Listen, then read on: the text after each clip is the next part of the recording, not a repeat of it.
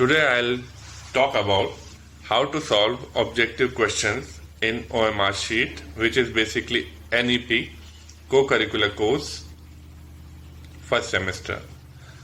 It is a compulsory course and it has to be passed. So I'll be teaching you how to go through these questions.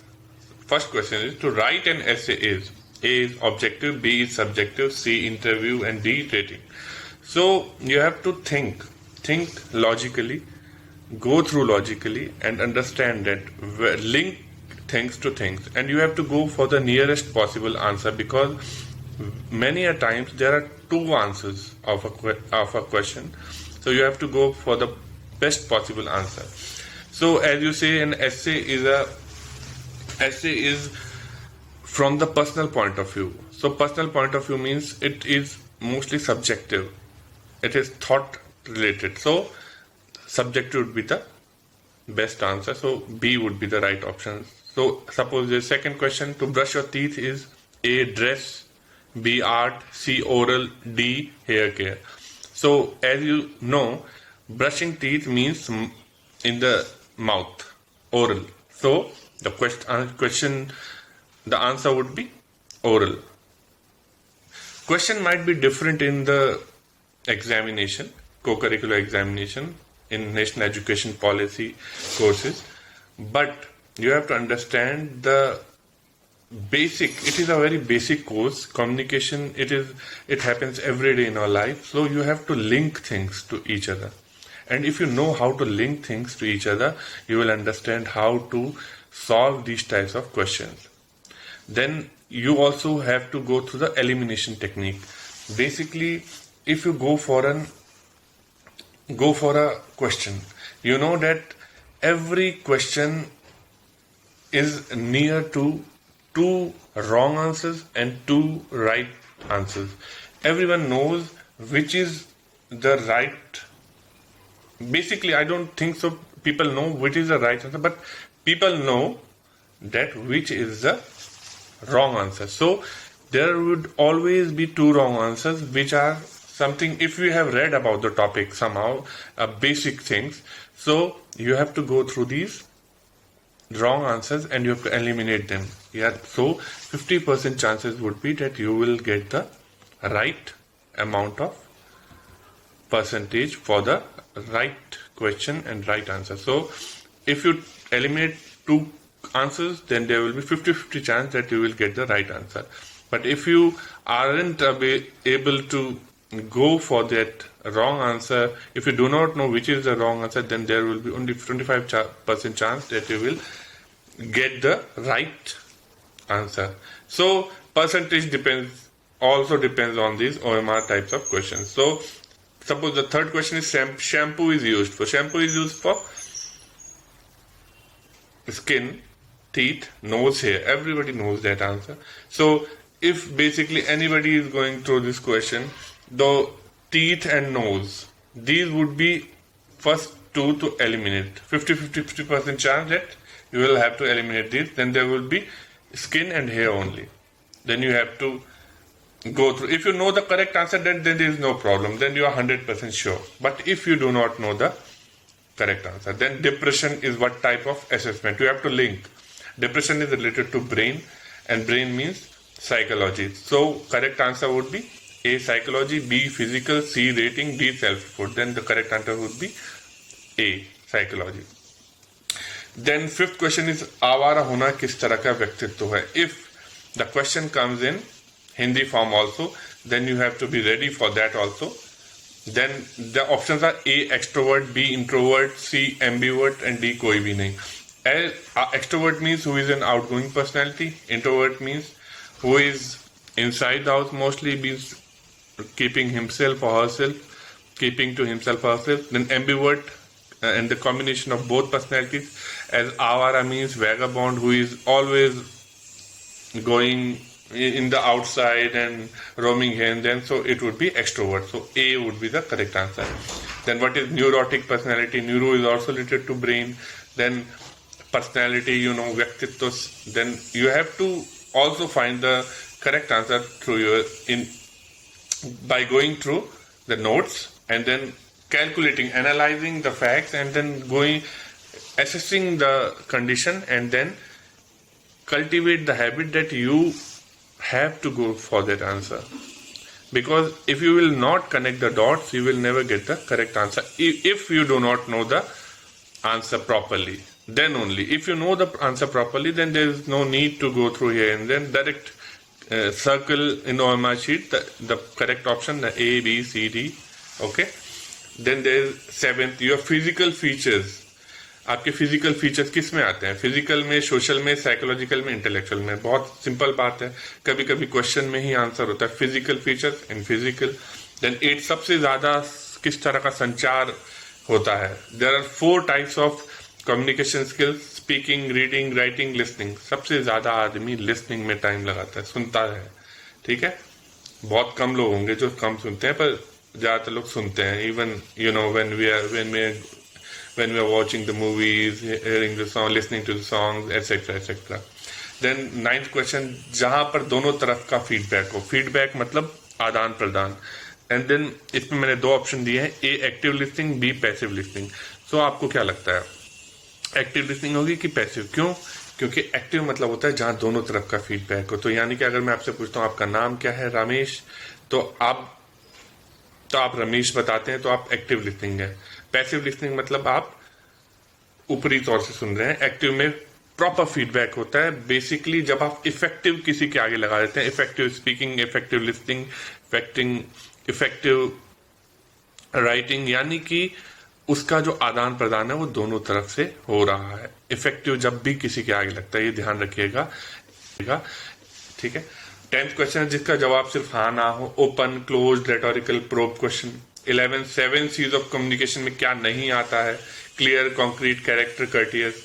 Then 12 group discussion में क्या सही है? Talking too slow, judging, over rating others, understanding topic.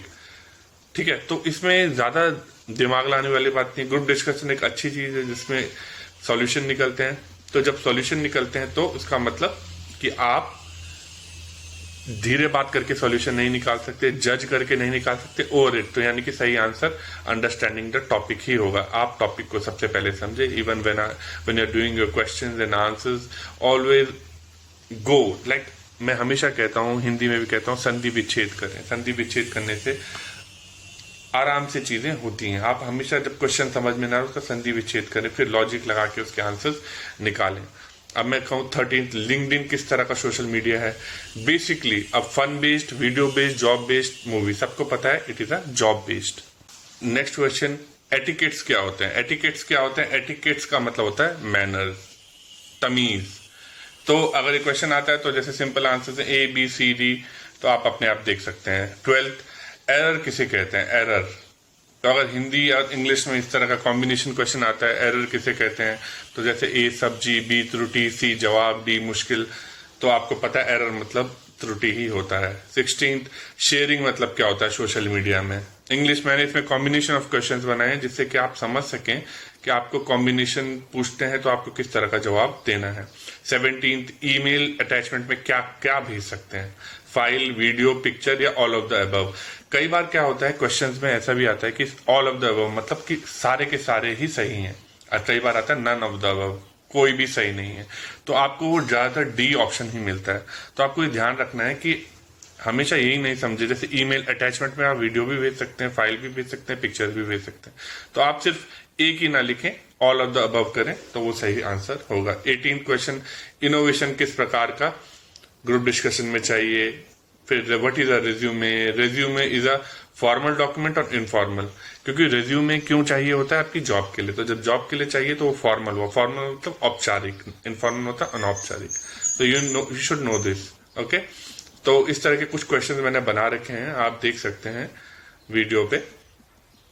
मनोस्थिति के लिए किस प्रकार का इंटरव्यू लिया जाता है? तो मनोस्थिति मतलब जब आपको दिमाग से आपकी बात करनी हो, साइकियाट्रिस्ट हो, साइकोलॉजिस्ट हो, कई तरह की चीजों में इंटरव्यू दिया जाता है कि क्या आप ये जॉब हैंडल कर पाएंगे, इस तरह का भी होता है. तो क्या फॉर्मल, फोन, काउंसलिंग, ग्रुप.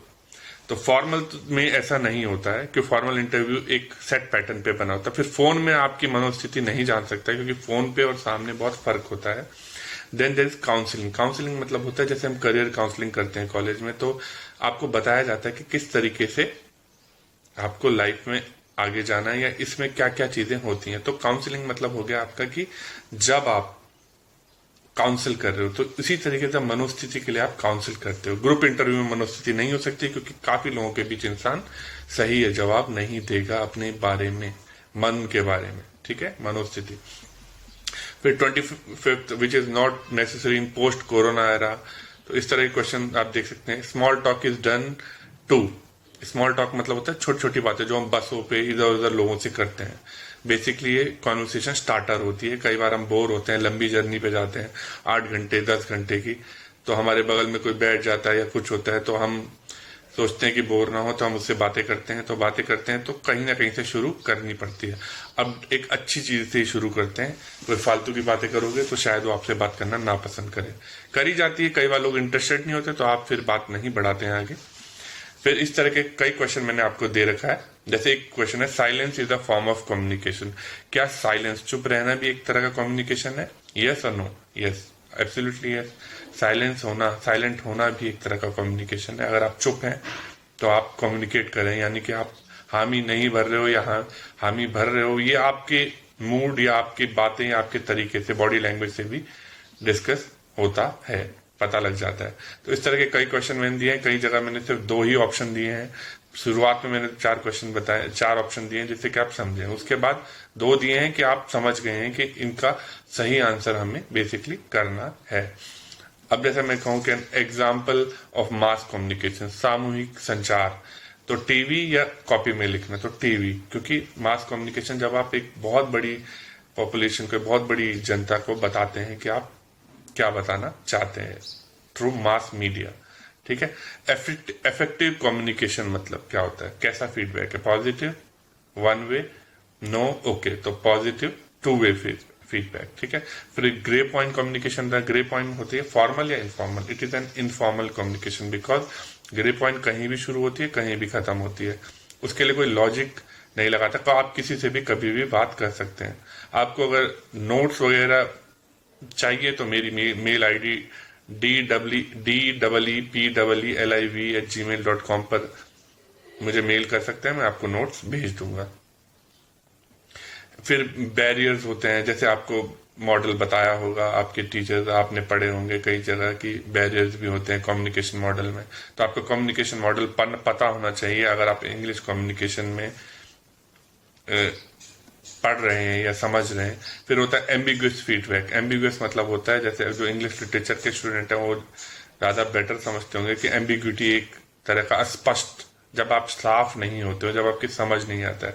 जैसे कि अगर कोई कन्नड़ इंसान है जो कन्नड़ बोल रहा है और वो हमें समझाने की कोशिश कर रहा है लेकिन हमें समझ नहीं है because we do not know the language, तो एक क्लियर नहीं है, अनक्लियर है, तो एम्बिगुअस फीडबैक देंगे क्योंकि हम जब समझ ही नहीं रहे वो क्या बोल रहे हैं तो हम उसका जवाब नहीं दे पाएंगे। तो उसी तरह से एनकोडर, ये कम्युनिकेशन का जो डायग्राम है ये जरूर आप समझ लें क्योंकि इससे कई आंसर्स आपके निकल आएंगे। फिर कम्युनिकेशन का जो सबसे सिंपल डेफिनेशन है वो है एक्सचेंज ऑफ इंफॉर्मेशन, ट्रांसमिशन। आपको एक दूसरे का आदान प्रदान करना है। क्या आदान प्रदान करना है?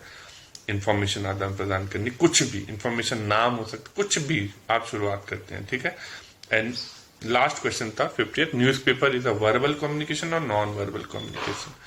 तो newspaper is a verbal communication. तो आप ये सब देख सकते हैं कि क्वेश्चंस हैं और आप वीडियो में भी देख सकते हैं कि ये मैंने यहाँ पे दिखे हैं। और अगर आपको चाहिए नोट्स तो मेरी ईमेल आईडी मैंने बता दी है, उस पर भेजिए, मैं आपको भेज दूंगा notes. And if there is a problem you can always write in comment. Thank you so much.